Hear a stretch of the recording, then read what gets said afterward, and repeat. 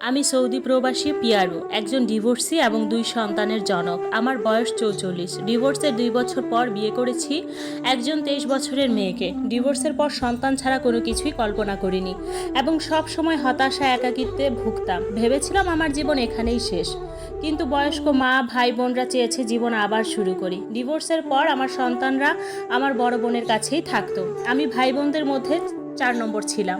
আমার ভাই বোনদেরও বয়স হয়েছে, সবার আলাদা সংসার আগে থেকেই। আমার বাড়ি যেহেতু গ্রামে, আমার সন্তানদের মা সন্তানদের পড়ালেখার জন্য শহরে থাকতেন, ভাড়া বাড়িতে। বিয়ের পর থেকে আমাদের আলাদা সংসার ছিল, আমি প্রবাসী ছিলাম, তাই আমার সন্তানের মাকে জ্বালানোর মতো কেউ ছিল না। আমার বাবা মাও ছিলেন বয়স্ক মানুষ। আমি আমার প্রাক্তনকে নিয়ে কিছু বলতে চাই না, কারণ তিনি আমার সন্তানদের মা এবং আমার ওয়াইফ ছিলেন। আমার মানুষ ভালো ছিলাম না, তাই ওনার সাথে আমার সংসারটা হয়ে ওঠেনি। ডিভোর্স দিয়েছি। আমি খারাপ মানুষ, তাই সৌদিতে খুব ভালো একটা জব করি, আলহামদুলিল্লাহ।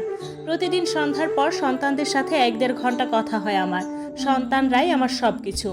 2019 সালে ফেসবুকে পরিচিত হয় একজন 23 বছর বয়সী তরুণীর সাথে। শিক্ষিত, সুন্দরী এবং ধনী পরিবারের সন্তান তিনি। মোটামুটি ফেসবুকে উনি তখন পরিচিত মুখ ছিলেন, মোটামুটি ফ্যান ফলোয়ার ওনার ছিল।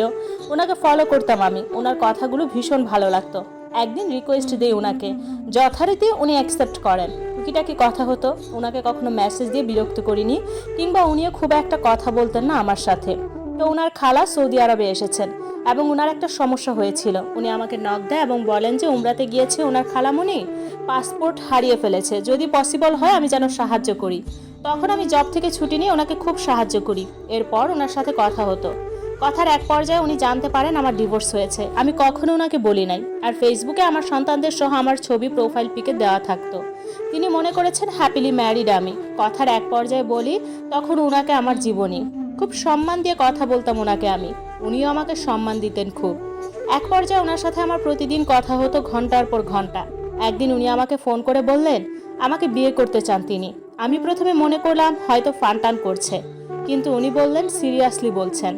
আমি বললাম এটা কোনোভাবেই সম্ভব না, আমি ডিউটিতে আছি, পরে কথা হবে। পরে রুমে এসে ওনাকে ফোন করেছি, উনি আবার আমায় বললেন, এবং এর পর কয়েকদিন।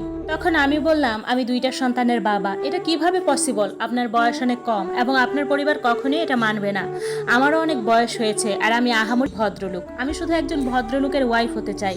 আমি বললাম আপনাকে বিয়ে করা আমার পরম সৌভাগ্য, কিন্তু আপনি আমার চেয়ে সেরা কিছু ডিজার্ভ করেন। তিনি নাসর বান্দা। সত্যি বলতে আমি ওনার মায়াতে পড়ে গিয়েছিলাম। বিষয়টাকে আমি প্রশ্রয় দিলাম। এরপর আর কি, প্রায় কথা হতো আমাদের ঘন্টার পর ঘন্টা। আমরা দুইজনেই 2 জেলার মানুষ, তবুও আমাদের মধ্যে খুব বেশি মায়া কাজ করতো। ওনাকে প্রায় সময় বলতাম ভালোবাসি। ওনার চিন্তা ভাবনাও অন্যরকম ছিল। ওনাকে প্রায় সময় বলতাম দেখো, বাচ্চাদের পড়ালেখার জন্য শহরে থাকতে হবে, আলাদা বাসায় বাচ্চাদের নিয়ে থাকতে হবে, পারবে